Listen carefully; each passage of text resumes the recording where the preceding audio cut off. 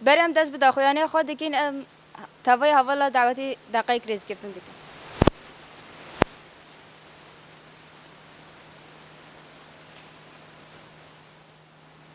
شهیدی جیانم بمیرن برای هر تشتیم وای که هنرمند و روشنبیر وارگاه شهید رستم جودی یا مخموره مشایکتی یا نتوی یاد بین اینسیاتیف روشنبیر و هنرمند کرده کو و د پنج قانون د دست به که ام سلاو دکین و د پیواژه و ها دیروکی د ام و هولدانه جبوی که دی نتوی گاو که پیروز او دجه دد بینن وای که گل کرد پیواژه کو ام ته در باز بین پیواژه که دیروکیه جبونا کو ام د 20 سال د لوزانه که دین جیان نکن و ام به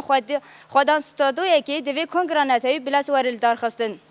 جبو ویجی ارکن بنگهین دکوه سرملی سازی و پارتیان کرده تنی به وی رنگی هم دکارن همو پیلان داگه کرن پوچ بکن و تکوشین اخوای آزادی بسر خینن راستیه که دن کو پر زلال در کتیه هوله جی اوه کو داگه کریه دولت ترک نه تنه گل روشاوه همو گلن کردستان دکه هدف اخواه و ایرش دکه هر وها گل کرد هر دفعه که دنگ خواه بلند کرد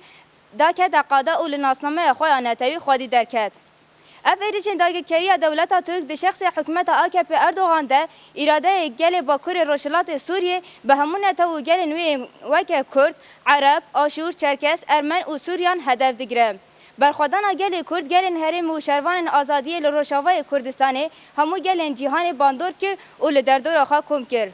افسکنا برخوادیر زانستی آخا پاراستن آوا کرد ایدی گومان نمایه که سیستم و به فکر و فلسفه آربرتی حتیه هنادن و بسر که و ببنتا و دموکراتیک یا گردونیم جاره که دین ام و مشه سلاف دکن دستک دکن و که هنرمند و روشنبیر نوارگاه شهید رستم جودی لمخموره جبو لدرخستنا کنگران نتوی کد چه ارکا کتی که و سرملی ما امی بجه بینن لگل همو بدرفتیان ام بهیوینه کو اف مش و ببگا و که خورد جبو هفگرتن همون رخصن و آلین سیاسیین کرد سرکفتن وی یا گل مبه و یا همو جواکان و مروواهی آزادی خاص به و بنکفتن یا فاشیزم و داگرکریه به بجی یکتی یا نتوی کرد بجی مروواهی آزادی خاص بمر فاشیزم بمر داگرکری 3/12/2019 هنرمند و روشنبیر وارگاه شهید رستم جودی یا مخموره